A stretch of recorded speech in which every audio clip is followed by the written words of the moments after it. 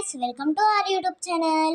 నేను ఇప్పుడైతే ఉసిరికాయలు తెచ్చాను. స్కూల్ నుంచి వస్తూ మమ్మీకి చెప్దాము. మమ్మీ, నేను ఉసిరికాయలు తెచ్చాను, నాకు వీటితో ఏమన్నా చేయవా? దీంతో ఉసిరికాయ జామ్ చేయనా? జామా ఎలా ఉంటుంది? చాలా బాగుంటుంది. అవునా? ముందుగా ఈ ఉసిరికాయల్ని బాగా క్లీన్ చేసుకొని పక్కన పెట్టుకుందాం. ఇవి 2 కప్పులు ఉన్నాయండి. 2 కప్పులకి 1 కప్పు బెల్లం తీసుకుందాం. ఇందులోనే 1 కప్పు బెల్లం వేసేసుకుందాం.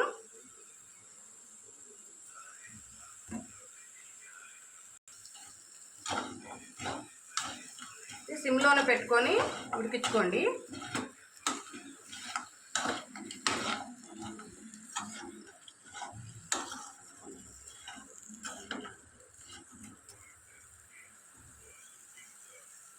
బెల్లం కరిగేదాకా తిప్పుతూ ఉందాం.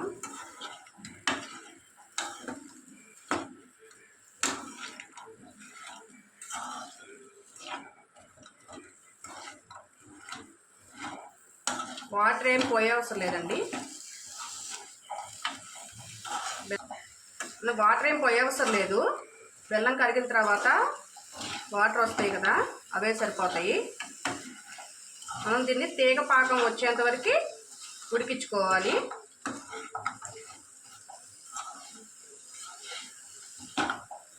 పంచదారతో కూడా చేసుకోవచ్చండి, కానీ బెల్లం హెల్దీ కదా, పిల్లలకు కూడా చాలా మంచిది.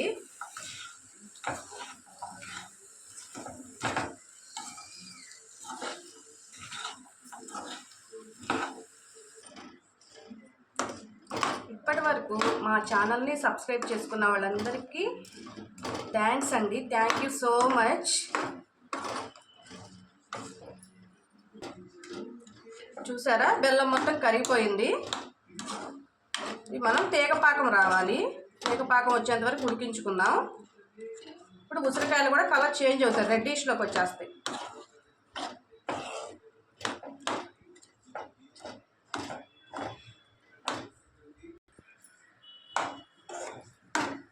కొంచెం మీడియంలో పెట్టుకొని ఉడికించుకోండి.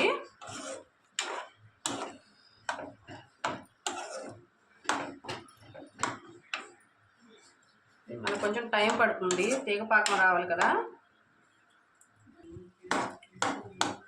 చూసారా, కొంచెం కలర్ చేంజ్ అయినాయి.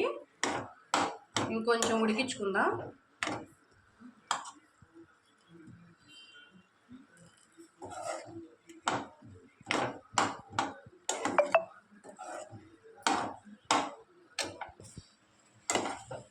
కొంచెం దగ్గర పడిందండి,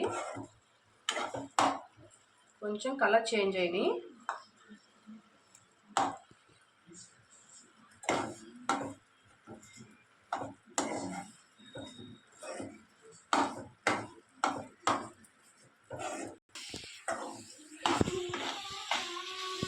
సరిపోతుందండి. ఒకసారి చూసుకుందాం పాకం.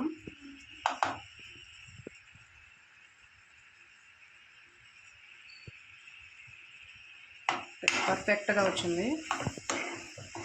కొంచెం చల్లారిన తర్వాత ఇంకా రెడ్ కలర్లో కనపడుద్ది మనకి. ఓకే, స్టవ్ ఆఫ్ చేసుకోవటమే. అషి, టేస్ట్ ఎలా ఉందో చూడు. సరే అమ్మా.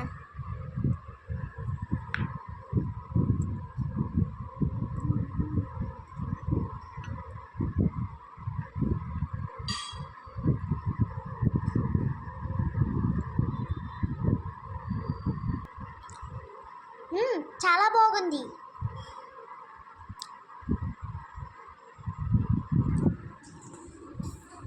సరే, బాయ్ గాయ్స్.